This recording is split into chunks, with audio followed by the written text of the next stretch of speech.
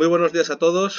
De nuevo estamos otra vez en el canal Salida del Euro, esta vez con un invitado muy especial, Adrián Celaya, presidente del ECAI Group y profesor de Economía Aplicada en la Universidad del País Vasco.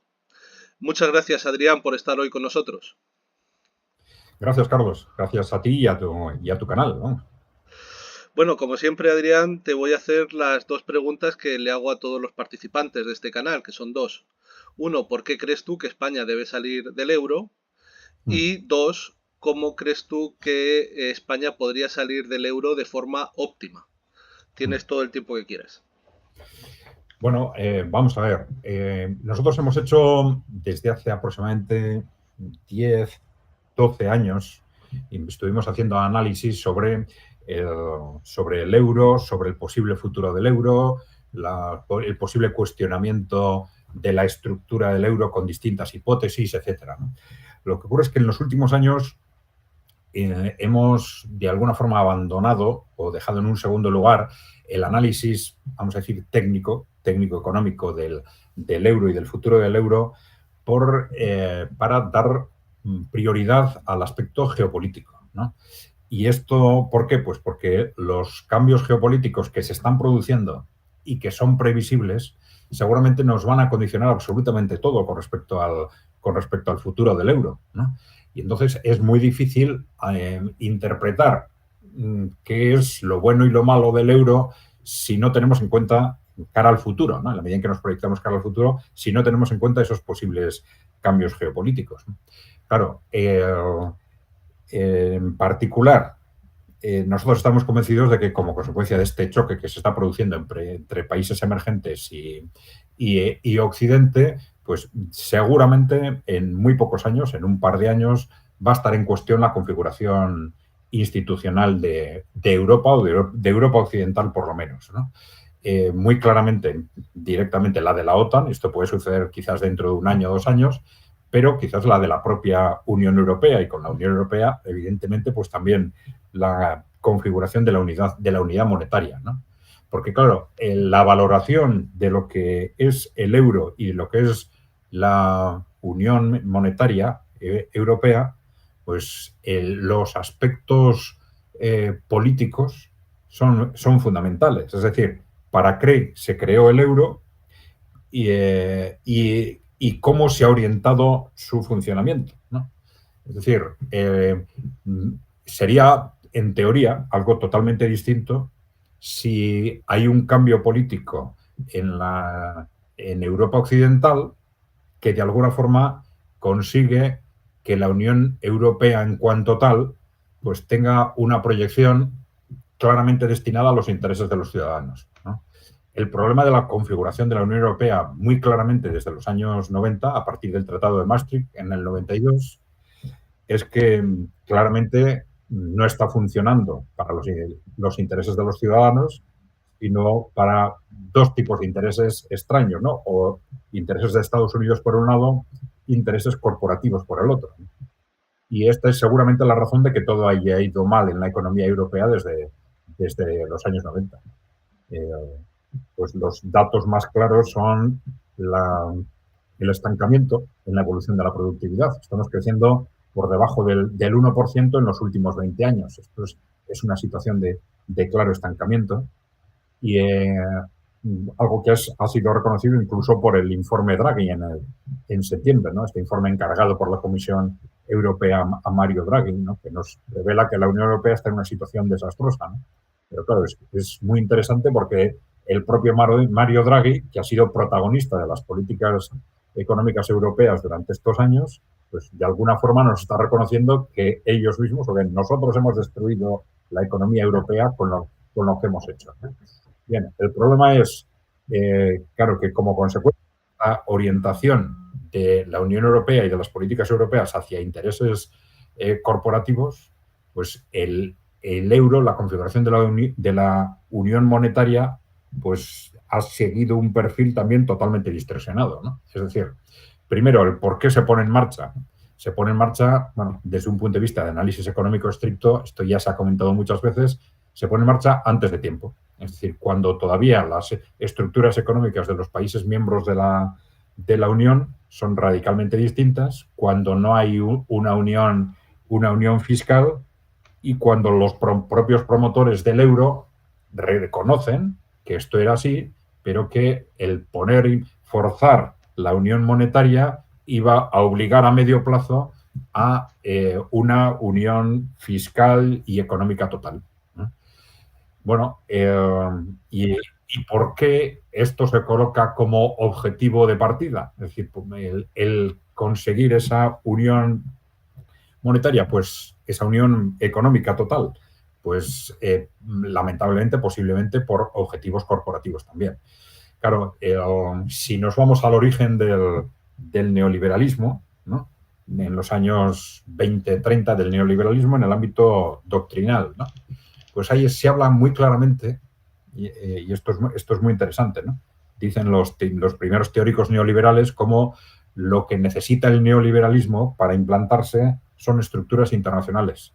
Estructuras internacionales que obliguen a los gobiernos que pertenecen a las mismas a desactivarse, a debilitar su posicionamiento con respecto a las corporaciones, a la vez que esa estructura internacional no asume políticas intervencionistas, ¿no? Entonces dicen, bueno, las corporaciones van a estar mucho más libres si conseguimos, que es nuestro objetivo fundamental, si conseguimos que en vez de pelear esta evolución hacia políticas no intervencionistas Estado por Estado, si conseguimos unas estructuras internacionales que ellas mismas no sean intervencionistas y que obliguen a los Estados a abandonar sus políticas intervencionistas.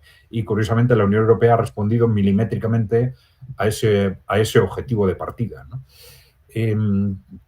Claro, ese esquema trasladado al ámbito monetario, pues supuso que esa unión monetaria no solo se realiza antes de tiempo, sino que también se pone claramente al servicio de los intereses corporativos, ¿no?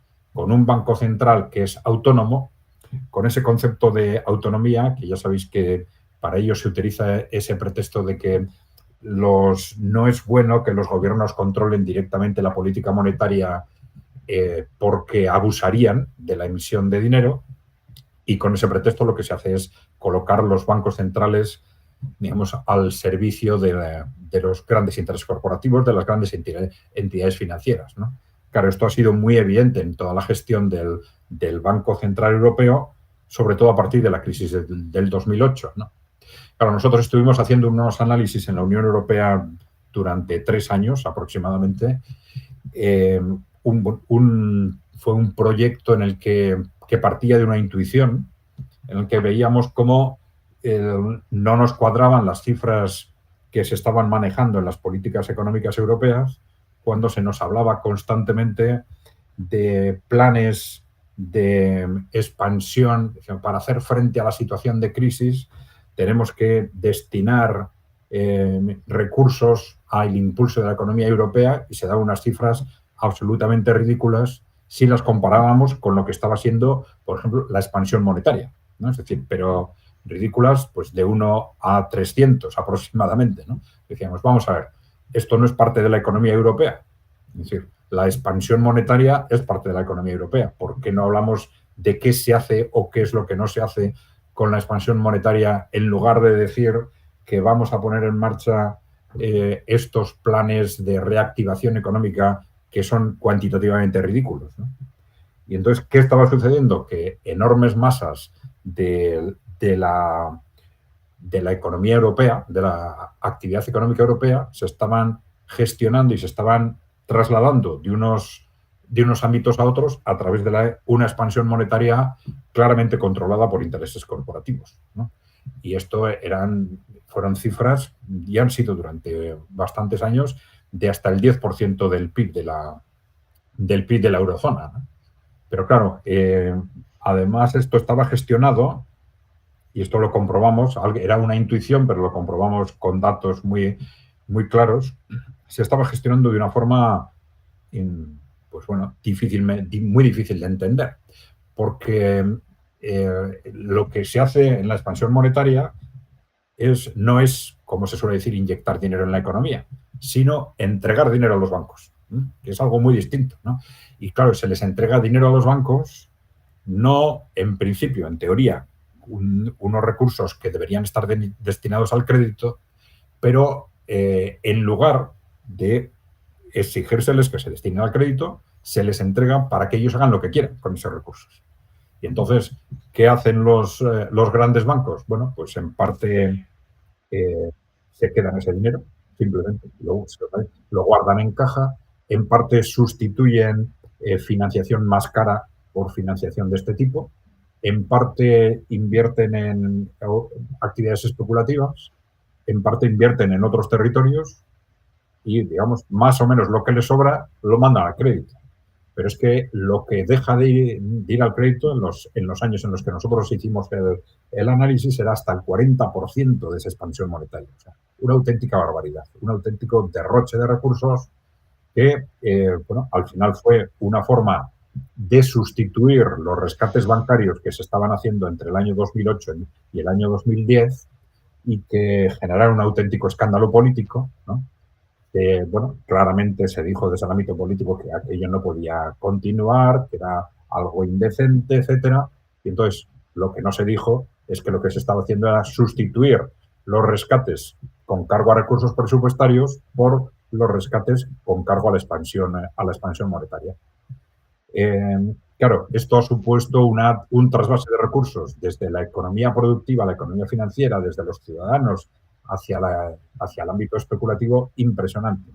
Y claro, cuando estábamos muchas veces los ciudadanos y los interlocutores políticos haciendo referencia, ¿no? La expansión monetaria, esto es algo progresista. Bueno, progresista depende cómo se haga y para qué se haga, ¿no? Y esta es una cuestión clave, que claro, la expansión monetaria puesta al servicio de los intereses corporativos es un robo de recursos impresionante, ¿no?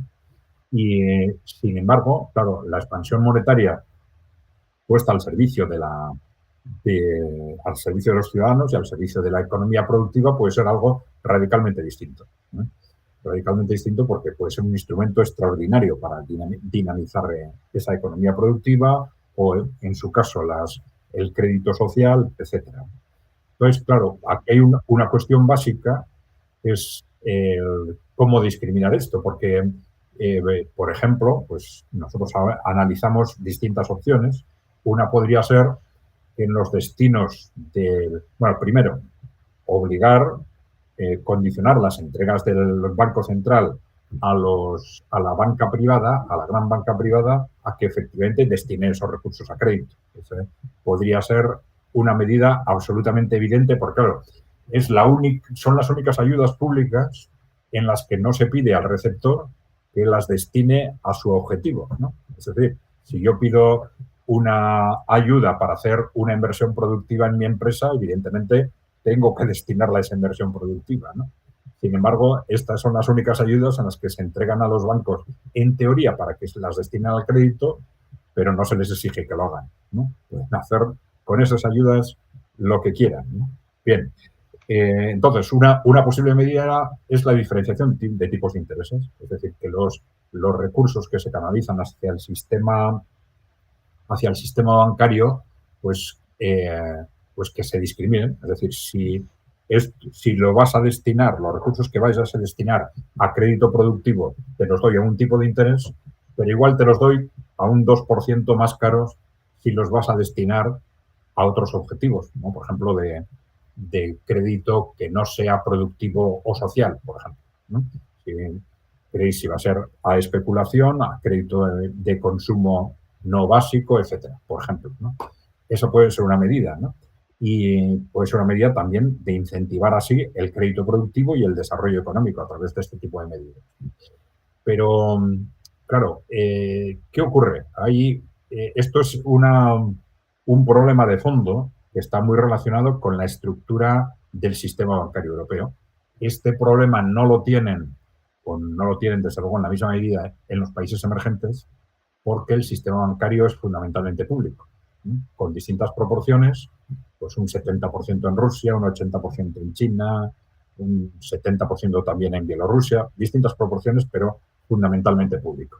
¿Y esto qué significa? Pues que no es necesario que el Banco Central realice esa diferenciación porque ya los propios bancos públicos pueden hacerla. En base a los intereses públicos pueden gestionar qué tipo de crédito priorizan frente al otro, cosa que no hace evidentemente la banca privada, que funciona en base al beneficio estrictamente y por lo tanto no discrimina el interés social o económico de unas otras modalidades de crédito, ¿no? Claro, esto es algo fundamental para valorar la propia política monetaria y lo que es y no es el sistema monetario. Claro, que está muy interrelacionado con el sistema bancario, ¿no? Bueno, toda esta reflexión te la hacía en la medida en que yo creo que es una reflexión imprescindible también para valorar el futuro, ¿no? Porque el futuro puede ser totalmente distinto dependiendo de cuál sea esa configuración política europea y si dentro de ese cambio político europeo pues se consigue, aunque esto puede ser quizás más teórico, se consigue que la política monetaria se ponga al servicio de los intereses generales, ¿no? Y Claro, esto, pero sí, no habría ahí una cuestión anterior, me refiero. Está claro que la banca privada no ha renunciado a obtener beneficios, ni en España ni en ninguna parte de la Unión Europea. Y que efectivamente esa banca privada tiene acceso al Banco Central Europeo. De manera que ese crédito siempre está asegurado porque el Banco Central Europeo actúa como prestamista de último recurso. Es decir, si los bancos no tienen la liquidez suficiente como para dar esos créditos, ellos siempre pueden recurrir al Banco Central Europeo.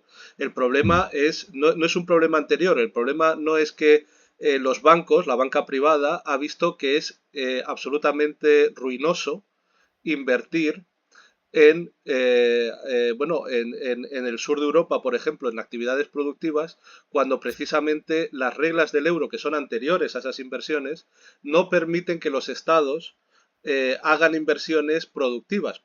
Me estoy refiriendo a los límites de deuda del 60% o el límite de déficit del 3% del euro, ¿no?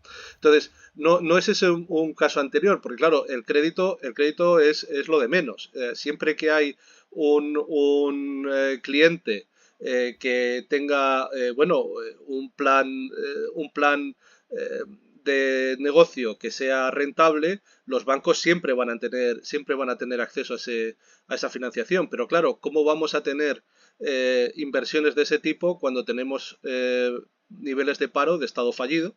Tenemos los niveles de paro más altos de la Unión Europea, los niveles de paro juvenil más altos de la OCDE, y ahí es muy difícil tener cualquier tipo de inversión que sea rentable para los bancos privados, porque si el Estado no puede invertir más allá del 3% de déficit cuando tienes este paro altísimo y este déficit de infraestructuras, porque además el euro está hecho así a propósito, es decir, no hay una fiscalidad común precisamente porque es lo que se quiso evitar, porque los estados del norte de Europa lo que quisieron evitar es compartir una fiscalidad con el sur. Porque, bueno, los del sur ya sabemos lo malos que somos, ¿no? Y los inútiles que somos. Es decir, las sociedades del norte de Europa, netamente exportadoras, nunca aceptarían un euro en el que hubiera una fiscalidad común, ¿no? Nunca lo aceptarían. Eso es lo que ha propuesto, eso es lo que ha hecho que el sur de Europa, bueno, cada vez se separe más en niveles de estándares de vida del norte, ¿no? Pero no tanto el crédito, porque el crédito siempre está asegurado mediante el acceso de los bancos comerciales al Banco Central, en el caso de que no tengan recursos. El problema es quién va a invertir en el sur de Europa en actividades productivas y de desarrollo, cuando en el sur de Europa cualquier inversión es puramente ruinosa por las reglas precisamente del euro, que evitan que el sur de Europa nunca pueda ser un competidor del norte, pero está hecho así a propósito, para que el norte siempre sea el que tenga las actividades productivas y el sur sea dependiente, a modo de colonia, del sur de Europa, ¿no? No ese es el principal problema, no tanto el crédito, porque el crédito, si los bancos comerciales privados tienen a un cliente bueno, que va a hacer una actividad que va a ser muy rentable, ellos siempre pueden acceder a ese crédito mediante el acceso al Banco Central. Pero el problema es que esas actividades muy rentables en el sur de Europa es imposible que se produzcan, ¿no? Sí, pero bueno, el crédito, digamos que se proyecta con una mayor o menor intensidad en función de los tipos de interés. Y claro, tú dices, bueno, si hay una actividad muy rentable, pues evidentemente probablemente esa sí va a tener crédito, aunque ese crédito sea caro. Pero claro, si diferencias los tipos de interés, la proyección del crédito en una dirección o en otra va a ser absolutamente distinta, ¿no? Pero bueno, efectivamente lo que tú comentas es el problema ideológico de fondo. Yo creo que la Pero Unión los tipos Europea de en su interés, conjunto. los tipos de interés, perdona, los tipos de interés se podrían mantener en cero permanente y no habría ningún problema para mantenerlos si tuviéramos una unión fiscal, ¿no? Es decir, los tipos de interés no es algo a lo que los estados tengan que recurrir para financiarse. No habría o sea, los tipos de interés, si con soberanía monetaria, el Estado no necesita jugar con los tipos de interés para poder, no sé, desde luego no para financiarse, ¿no? Sobre todo si tienes una fiscalidad común que te permite tener acceso a moneda nacional desde el Banco Central. Los tipos de interés se pueden dejar en el 0% permanente sin ningún problema. Sí, yo estoy pensando, al final la clave es cómo llegan esos tipos de interés al destino final. No estoy hablando de la financiación de los estados, sino la financiación del crédito último que llega a las empresas o llega al crédito al consumo o al crédito especulativo, ¿no? Y esa es la cuestión clave, si eso ahí diferenciamos los tipos de interés o no los diferenciamos, porque el carácter de la expansión monetaria al final está determinado por qué tipo de financiación está impulsando, ¿no? Pero volviendo a lo que tú comentabas, efectivamente hay un problema, si se quiere, ideológico o de economía política de fondo, que es la propia construcción de la Unión Europea, que se basa en una serie de competencias que quitamos a los estados, pero que en teoría, deberían haber sido sustituidas por competencias que asume la propia Unión Europea, pero no ha sido así, ¿no? Y esto en distintos ámbitos. Tú has hablado del ámbito fiscal, pero también el ámbito de la política industrial pasa algo parecido, ¿no? Llevamos unos 20, 30 años diciendo, no puede haber ayudas de Estado. ¿Por qué no puede haber ayudas de Estado? Conceptualmente eso se justifica porque estando dentro de un mercado común, esto significaría una competencia entre los estados que no tendría sentido, ¿no? Pero claro, la lógica de esto, ¿cuál era? Pues la sustitución de la política industrial de los estados por una política industrial europea. Pero claro, no es eso lo que se ha hecho. Es decir, se ha hecho exactamente lo que los teóricos neoliberales decían que querían hacer. Para que las corporaciones tengan las manos libres, pueden hacer lo que quieran, tenemos que debilitar a los estados, quitándoles competencias de intervención, sin sustituir esa función de los estados por funciones similares en esa estructura internacional. Y esto es exactamente lo que se ha hecho en el ámbito fiscal y en el ámbito de la política industrial. Entonces, claro, todo esto está tremendamente condicionado por el modelo de Unión Europea que tenemos. Si tenemos una Unión Europea que está claramente al servicio de las corporaciones y, por lo tanto, es incapaz de tener una política fiscal común y de tener una política industrial común, pues evidentemente alguien lo tiene que hacer. Entonces lo tienen que hacer los estados, ¿no? Pero claro, está interrelacionado. Claro, todo esto también lo mismo lo podemos plantear en el ámbito monetario, ¿no? Por eso le decía que, claro, yo tengo la sensación de que todo va a cambiar geopolíticamente, pero lo que no sabemos es hasta qué punto, ni tampoco en qué dirección. Porque seguramente en el futuro de la Unión Europea vamos a tener, o sea, que va a haber una revolución política en los próximos años, yo creo que está muy claro. El problema es que vamos a tener dos tipos de influencia, que más que internas van a ser externas.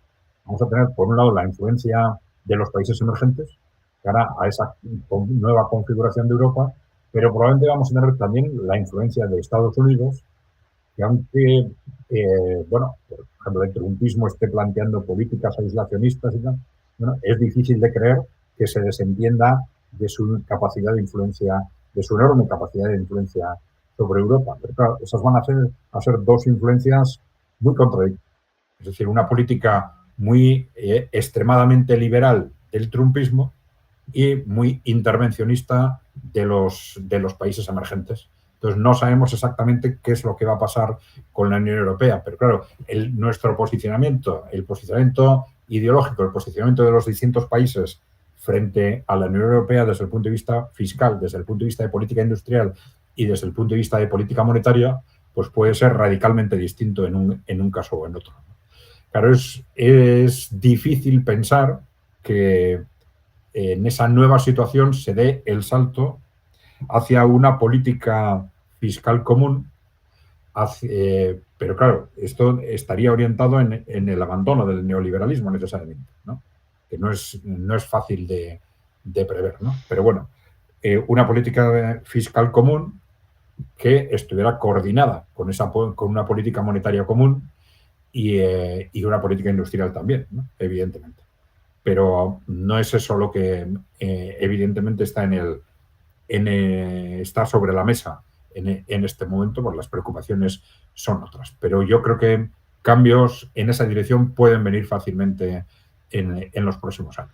Pero no están encima de la mesa ni lo han estado nunca. Es decir, los tratados están redactados precisamente para que no haya esa unión fiscal, es decir, precisamente para que sean los países industriales del norte los únicos que puedan industrializarse, ¿no? Porque si tenemos los límites de déficit, por ejemplo, ¿no? Del 3%, eso está claro que no permite una industrialización del sur de Europa, que además es netamente importador. Es decir, ¿para qué los países del norte van a aceptar cambiar esos tratados? Cuando además esos tratados tienen que cambiarse de manera unánime, o sea, tiene que ser por unanimidad. ¿Para qué? Para crear competidores o posibles competidores en el sur de Europa para sus sectores industriales nacionales. No parece que eso sea algo que los países del norte pues vayan a hacer, ¿no? O sea, no creo, no parece que estén interesados en tener que competir con el sur, precisamente al contrario, ¿no? Esto parece que es un artefacto para para eliminar competidores, para que, por ejemplo, Italia sea que sí que era un competidor industrial con el norte, hasta cierto punto, muy importante, para que deje de ser un competidor. Para no tener que competir además con los países emergentes, ¿no? Con China. Porque a China le metemos aranceles, pero a la Unión Europea no, de manera que eliminamos otro competidor. Es decir, ese cambio de los estatutos, de los tratados, no parece que sea razonable que los estados del norte netamente exportadores los vayan a cambiar, porque lo que precisamente quieren es que no haya competición, ¿no? Sí, lo que pasa es que al quedar muy claramente revelados las contradicciones de fondo de ese esquema, tanto en el ámbito fiscal como en el ámbito monetario, pues bueno, pueden pasar claramente dos cosas, que o bien aceptan ese nuevo contexto de una política fiscal común o el proyecto europeo en conjunto da marcha atrás. Por Porque los eso, estados claro, del cuando sur estás hablando nos de esa vayamos. salida del euro, claro, es que es la lógica de la reacción de los países. Dice, o vamos a una estructura común que esté definida de una forma lógica y coherente, o bien esto se deshace, ¿no? Sin embargo, por ejemplo, los países del sur vemos en las encuestas que son los más europeístas, ¿no? Uh-huh. Y que los partidos, incluso que se llaman a sí mismos de izquierdas, dicen, ante cada crisis que se produce precisamente por lo que estamos hablando, dicen, la solución siempre es más Europa, ¿no? Sí, ese es el contexto general en el sur y sí, en el sur fundamentalmente, ¿no?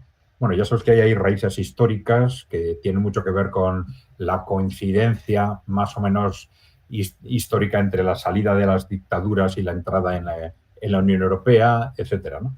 Pero bueno, claro, depende de qué pase con las contradicciones económicas. Todo empezó a cuestionarse alrededor del euro cuando estalló la crisis financiera en el año 2008 y en el momento en que estalle otra crisis, pues podrá suceder otra vez, evidentemente. no mientras haya una situación de suficiente estabilidad económica, en principio, y también política. Pero las dos cosas pueden estar en cuestión en los próximos años, seguramente, ¿no?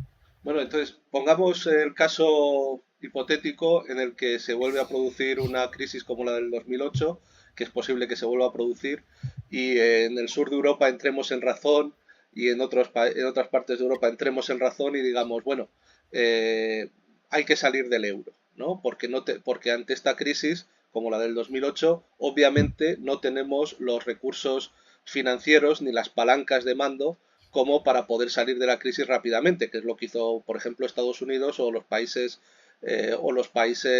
monetariamente soberanos. Necesitamos la soberanía monetaria para poder gastar lo suficiente como para salir de esta crisis. Y el euro no nos lo permite, el norte de Europa no quiere cambiar los tratados por las razones que hemos comentado, entonces hay que salir. ¿Cómo crees tú que se debería producir esa salida? ¿Cuál crees tú que sería la forma óptima de romper con esa moneda común y recuperar la soberanía monetaria? Mm.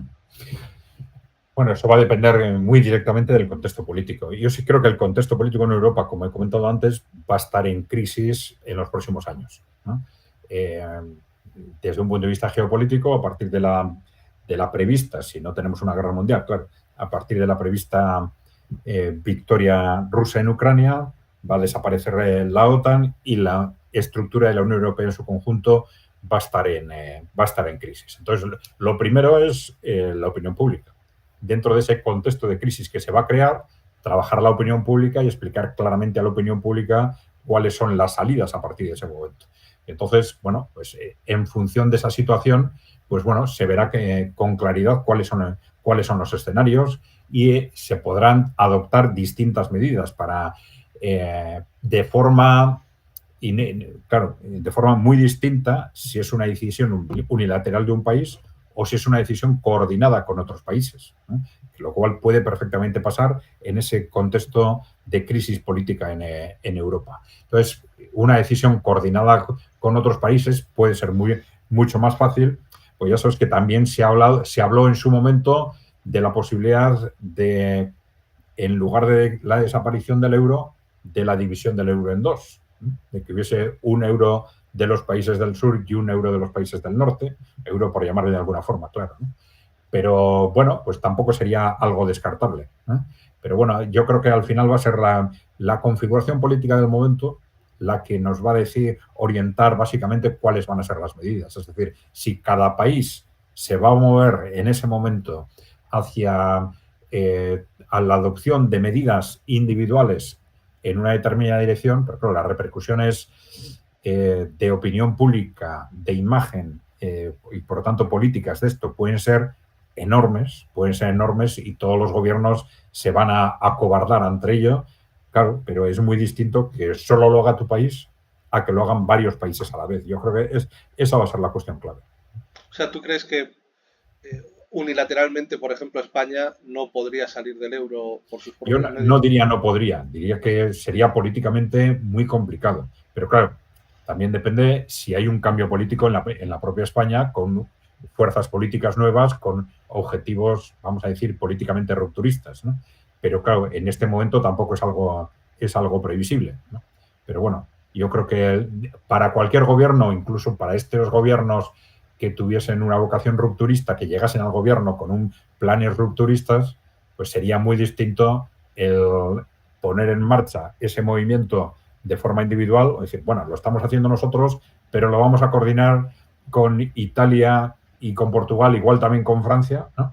Para que vayamos todos en paralelo haciendo un movimiento similar, ¿no? O Claro, bueno, o coordinarnos con los BRICS, ¿no? Lo estamos haciendo en coordinación con los BRICS para abandonar el euro y la Unión Europea y meternos en los BRICS, ¿no? sí, sí. Podría ser otro tipo de coordinación. Claro, sí, sí. Y todo eso, el impacto geopolítico, el impacto político de esto sería una clave fundamental para adoptar una u otra medida, presentarlo de una u otra forma.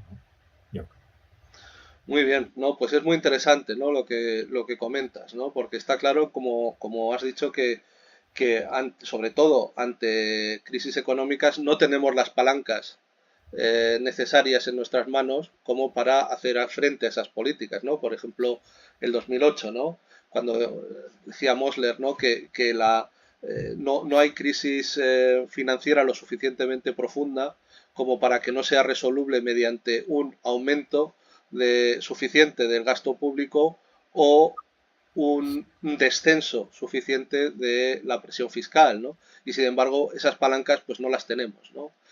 Es muy interesante que, claro, estas cosas, pues en el futuro, desde una perspectiva geopolítica, van a tener que responderse de una manera o de otra, ¿no? Yo también estoy de acuerdo en que se va a caer por su propio peso y que de aquí a 5, 6, 7 años esto va a caer como una fruta madura y que va a quedar como un proyecto fallido que estaba mal desde los cimientos, que no, como tú has dicho, no ha introducido una fiscalidad común y que, bueno, ha sido un instrumento realmente para que las oligarquías del norte de Europa se enriquezcan, las oligarquías industriales, y que en el sur de Europa nuestras oligarquías cañí, del comercio, del turismo y de todo este tipo de cosas, bueno, pues también se enriquezcan, pero a costa de los estándares de vida de la población del sur de Europa, ¿no? Sí, oligarquías industriales y financieras, ¿eh?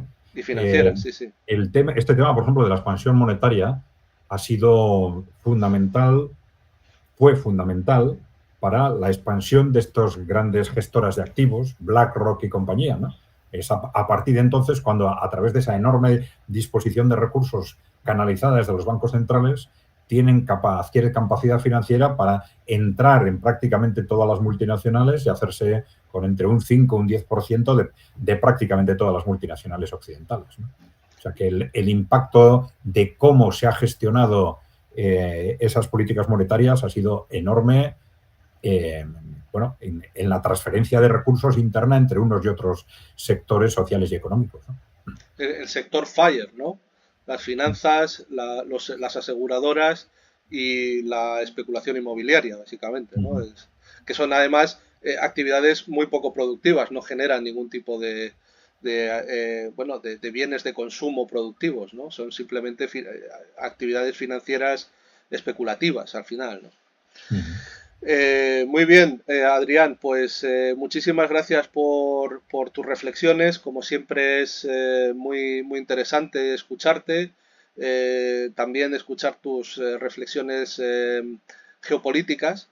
Y si nos dices, por favor, dónde puede la gente encontrar al ECAI Group o alguna manera de contactar con el ECAI Group, o más bien, ¿qué es el ECAI Group y cómo Sí. contactarte?